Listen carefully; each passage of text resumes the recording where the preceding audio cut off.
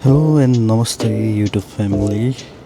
तपाईँहरूलाई मेरो युट्युब च्यानलमा स्वागत गर्न चाहन्छु र मेरो राइट विथ गुरुङ ब्लगमा तपाईँहरूलाई स्वागत गर्न चाहन्छु। र आजको भिडियो निकै स्पेसल रहेको छ। तपाईँहरूको लागि अब नयाँ राइड, नयाँ एडभेन्चर लिएर तपाईँहरू माझ आइसकेको छु। र आजको भिडियोमा म लिएर आएको छु कावासाकी Z900। यो बाइकको पावर, स्टाइल र राइड अनुभव एकदम गजब छ र हामी एकछिनमा यो बाइकको साउन्ड पनि सुन्नेछौँ र अबदेखि तपाईँले नयाँ नयाँ भिडियोहरू हेर्न पाउनुहुनेछ। यो भिडियोलाई अन्तिमसम्म हेर्नुहोला।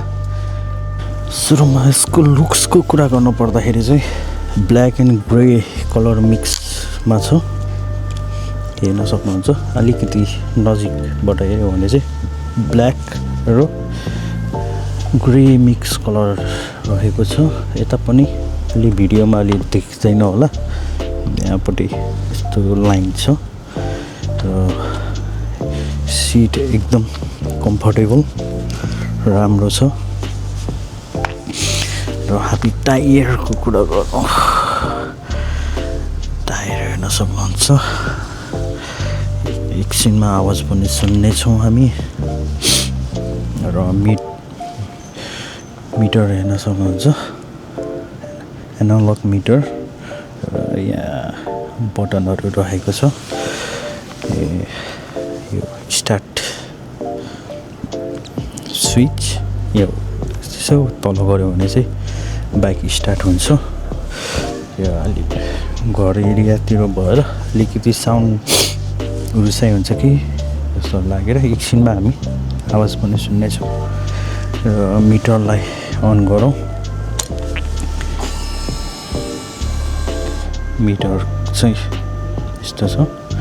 यो तेलको यो किलोमिटर रहेको छ। अहिले 11:08 भएको छ र अन गर्न साथ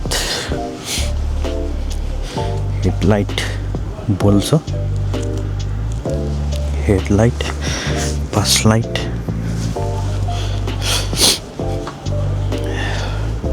र हिजो चाहिँ के भन्छ सोरुममा गएको थिएँ। 360 क्यामेरा लगे हेलमेटको चाहिँ पोइन्ट अफ भ्यू खिच्छु भन्दाखेरि चाहिँ मैले हेलमेटको माउन्टै घर छोडेको रहेछु। त्यस कारणले माफ गर्नु होला।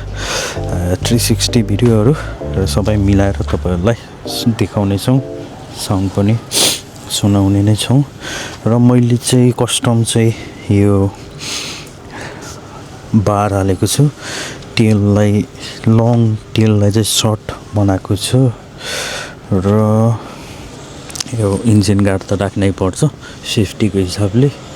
र बाइकको सिसी ठुलो भए पनि तर त्यति साह्रो उसै छैन है। हेर्दाखेरि ठुलो देखि पनि चलाउँदाखेरि चाहिँ एकदम स्मुथ मजासँग चलाउन सकिन्छ। एकदम कम्फर्टेबल, गियरहरूदेखि लिएर सबै एकदम मिठो छ। ल अन्तिमसम्म हेरिदिनु होला। अबदेखि चाहिँ तपाईँहरूलाई म राम्रो राम्रो भिडियोहरू, राम्रो राम्रो यहाँको ठाउँहरू देखाउने छु। र यसमा चाहिँ डबल स्ट्यान्ड पनि मैले एड गरेँ, किनभने कहिलेकाहीँ चेनहरू सफा गर्नुपर्छ। बाइकहरू सफा गर्नु पर्दाखेरि पनि सजिलो हुने भयो नि त, होइन? त्यही भएर धन्यवाद।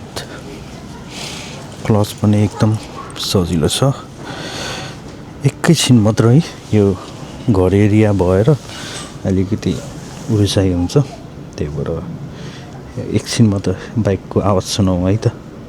ल अब चाहिँ एकैछिन मात्र यो बाइकको आवाज सुनौँ है त।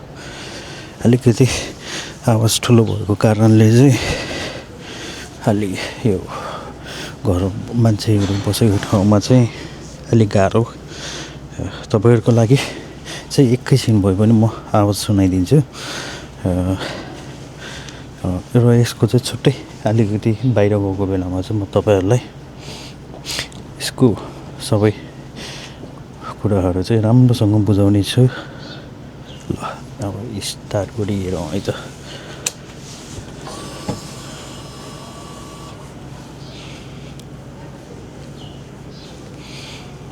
यसको चाहिँ यहाँनिर गऱ्यो भने